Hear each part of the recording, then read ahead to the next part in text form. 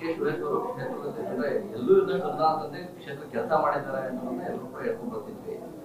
ಅದು ಜನರಿಗೆ ತಲುಪ್ತಿಲ್ಲ ಸರ್, ಹೇಗೆ ಅಂತ ತಲುಪಿಸೋದು ವಿಫಲ ಆಯ್ತಾ ಹೇಗೆ? ನಮ್ಮ ಸ್ನೇಹಿತ ನೆನ್ನೆ ಒಂದು ಮಾತು ಹೇಳ್ದ ನನಗೆ, ಇವತ್ತಿನ ಜನಗಳ ಮನಸ್ಥಿತಿ ಯಾವ ರೀತಿ ಇದೆ ಅಂತ ಅಂದ್ರೆ, ನೀನು ಡಿ ಕೆ ಸುರೇಶ್ ಅವರು ತಲೆ ಮೇಲೆ ಹೊತ್ಕೊಂಡು ಅಭಿವೃದ್ಧಿ ಮಾಡಕ್ ಹೋಗ್ತೀರಾ, ಅದನ್ನ ಬಿಡಬೇಕು. ನೀವು ಹೆಚ್ಚಿಗೆ ಶ್ರಮ ತಗೋತೀರಾ ಅಭಿವೃದ್ಧಿ ವಿಚಾರದಲ್ಲಿ, ಜನ ಕೇಳದೇ ಇದ್ರು ಕೂಡ ನೀವು ಅಭಿವೃದ್ಧಿ ಮಾಡಬೇಕು, ಅದು ಮಾಡಬೇಕು, ಇದು ಮಾಡಬೇಕು ಅಂತ ಹೋಗ್ತೀರಾ.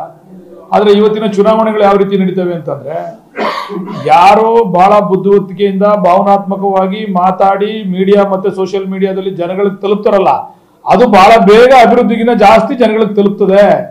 ಆ ಕೆಲಸವನ್ನ ಬಿಜೆಪಿ ಅವರು ಮಾಡಿದ್ರು, ಡಾಕ್ಟರ್ ಮಂಜುನಾಥ್ ಅವರು ಮಾಡಿದ್ರು. ನಿಮ್ಮ ಸುರೇಶ್ ಅವರ ಅಭಿವೃದ್ಧಿ ಈ ವಿಚಾರದಲ್ಲಿ ಕೆಲಸ ಮಾಡಲಿಲ್ಲ. ಭಾವನಾತ್ಮಕವಾದಂಥ ಮಾತುಗಳು ಸೋಷಿಯಲ್ ಮೀಡಿಯಾ ಮತ್ತೆ ಮೀಡಿಯಾಗಳ ಮುಖಾಂತರ ಜನಗಳಿಗೆ ನೇರವಾಗಿ ತಲುಪ್ತು, ಅದ್ರ ಪ್ರತಿಫಲ ಅವ್ರಿಗೆ ಸಿಕ್ತು. ನಾವು ತಲೆಮೇಲೆ ಹೊತ್ಕೊಂಡು ಅಭಿವೃದ್ಧಿ ಮಾಡಕ್ ಹೋದ, ನಮ್ಗದು ಪ್ರತಿಫಲ ಸಿಕ್ಲಿಲ್ಲ, ಅಷ್ಟೇ ವ್ಯತ್ಯಾಸ. ಅದು ನನಗೆ ಹೇಳಿರ್ತಕ್ಕ ನನ್ನ ಸ್ನೇಹಿತ ನಿನ್ನೆ ನನಗೆ ಹೇಳಿದಂಥದ್ದು, ತಲೆ ಮೇಲೆ ಹೊತ್ಕೊಂಡು ಮಾಡಕ್ ಹೋಗ್ತೀರಾ ನೀವು ಅಭಿವೃದ್ಧಿ ಅಭಿವೃದ್ಧಿ ಅಂತ, ಬೆಳಿಗ್ಗೆ ಎದ್ದು ಜನ ಅಂತೀರಾ. ನೋಡಿ, ಏನು ಇಲ್ಲದೆ ಬರೀ ಮಾತುಗಳಲ್ಲೇನೆ ಚುನಾವಣೆ ಗೆಲ್ಬೋದು ಅಂತಕ್ಕಂಥದ್ದನ್ನ ತೋರಿಸ್ಕೊಟ್ರು. ಮೀಡಿಯಾ ಮತ್ತೆ ಸೋಷಿಯಲ್ ಮೀಡಿಯಾಗಳ ಮುಖಾಂತರ ಚುನಾವಣೆ ಗೆಲ್ಬೋದು, ನೀನೇನು ಹೋಗಿ ಕಷ್ಟಪಡಬೇಕಾಗಿಲ್ಲ. ರಾಮನಗರದಲ್ಲಿ ಯಾವತ್ತಾದರೂ ಕುಮಾರಸ್ವಾಮಿ ಅವರು ಒಂದು ಸಭೆ ಕರೆದು ಜನಗಳ ಕಷ್ಟ ಕೇಳಿರೋಂಥದ್ದು ಉದಾಹರಣೆ ಇದೆಯಾ? ತಾಲೂಕು ಆಫೀಸಲ್ಲಿ ಕೂತ್ಕೊಂಡು ಒಂದು KDP ಮೀಟಿಂಗ್ ಮಾಡಿ ಜನಗಳನ್ನ ಏನು ನಡೀತದೆ ಕ್ಷೇತ್ರದಲ್ಲಿ ಕೇಳೋದು ಉದಾಹರಣೆ ಇದೆಯಾ? ಅದೇ ಜನ ಓಟ್ ಹಾಕ್ತಾ ಇಲ್ವ ಕುಮಾರಸ್ವಾಮಿಗೆ? ಏನು MP ಅವರು 24 ಗಂಟೆ DC ಆಫೀಸು, 24 ಗಂಟೆ AC ಆಫೀಸು, ಪೋಡಿ ಮಾಡಿದ್ದೀರಾ, ಖಾತೆ ಆಗೈತೆ ಎಲ್ಲ ಕೇಳಿದ್ರಪ್ಪ. ಏನು ಮಾಡಿದ್ರು ಜನ? ನೀವು ಕಷ್ಟಪಟ್ರಿ, ಅವ್ರು ಭಾವನಾತ್ಮಕವಾದಂಥ ಮಾತುಗಳಿಂದ ಓಟ್ ಹಾಕ್ಸ್ಕೊಂಡ್ರು. ನೀವು ಅದನ್ನು ಕಲ್ತ್ಕೊಳ್ರಿ ಅಂತ ನಮಗೆ ಬೈದ್ರು ನಿನ್ನೆ.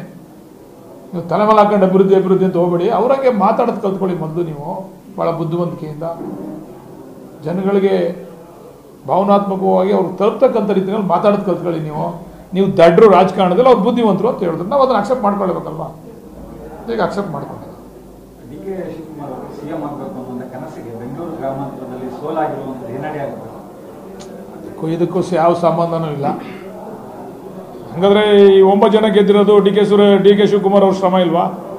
9 ಜನ ಹೊಂದಿದ್ದಂಥ MP ನ 9 ಮಾಡೋರಲ್ಲ ಈ ರಾಜ್ಯದಲ್ಲಿ, ಅದು ಅವ್ರ ಶ್ರಮನೂ ಇದೆ. ಇದಕ್ಕೂ ಯಾವ ಸಂಬಂಧನೂ ಇಲ್ಲ. ಕೆಲವರು ಈ ಸಂಬಂಧಗಳನ್ನ ಕಲ್ಪಿಸ್ತಾರೆ ಅಷ್ಟೇ, ಆಗದೆ ಇರೋರು. ಬಟ್ ಅದಕ್ಕೂ ಇದಕ್ಕೂ ಯಾವ ಸಂಬಂಧನೂ ಇಲ್ಲ.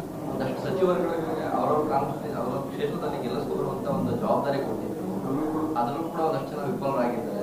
ತಲೆದಂಡ ಏನಾದ್ರು ಆಗುತ್ತಾ? ಆ ಥರದ ಏನಾದ್ರು ವಾತಾವರಣ ಇಲ್ಲ? ನಾನು ಹೇಳಿಲ್ವ ನೋಡ್ರಿ, ಪಂಚಾಯಿತಿ ಚುನಾವಣೆಯಲ್ಲಿ ಓಟ್ ಹಾಕ್ತಕ್ಕಂಥ ರೀತಿಯೇ ಬೇರೆ, MLA ಚುನಾವಣೆಯಲ್ಲಿ ಓಟ್ ಹಾಕ್ತಕ್ಕಂಥ ಲೆಕ್ಕಾಚಾರಗಳೇ ಬೇರೆ, MP ಚುನಾವಣೆಯಲ್ಲಿ ಓಟ್ ಹಾಕ್ತಕ್ಕಂಥ ಲೆಕ್ಕಾಚಾರಗಳೇ ಬೇರೆ. ಕೆಲವರು MLAಗೆ ಹಾಕ್ತಾರೆ, MP ಗೆ ಹಾಕಲ್ಲ. ಕೆಲವರು MP ಗೆ ಹಾಕ್ತಾರೆ, MLAಗೆ ಹಾಕಲ್ಲ. ಜನ ಬುದ್ಧಿವಂತರಿದ್ದಾರೆ. ರಾಜ್ಯಕ್ಕೆ ಯಾವ ಸರ್ಕಾರ ಬರಬೇಕು, ಕೇಂದ್ರಕ್ಕೆ ಯಾವ ಸರ್ಕಾರ ಬರಬೇಕು, ಕೇಂದ್ರದಲ್ಲಿ ಯಾರಿಗೂ ಒಳ್ಳೆ ಓಟ್ ಹಾಕಿದ್ರೆ ನಮ್ಗೆ ಒಳ್ಳೇದಾಗ್ತದೆ, ರಾಜ್ಯದಲ್ಲಿ ಯಾರಿಗೂ ಓಟ್ ಹಾಕಿದ್ರೆ ಒಳ್ಳೇದಾಗ್ತದೆ. ಆ ಒಂದು ಆಲೋಚನೆಗಳು, ಆ ಒಂದು ವಿಮರ್ಶೆಗಳು ಪ್ರತಿನಿತ್ಯ ಈ ರಾಜ್ಯದಲ್ಲಿ ನಡೀತಾ ಇರ್ತಕ್ಕಂಥದ್ದೇ. ಈಗ ನನಗೆ ಗೆಲ್ಸಿದ್ರು, ಇವ್ರಿಗೆ ಸೋಲ್ಸಿದ್ರು ಅಂದ್ರೆ ಅರ್ಥ ಏನು?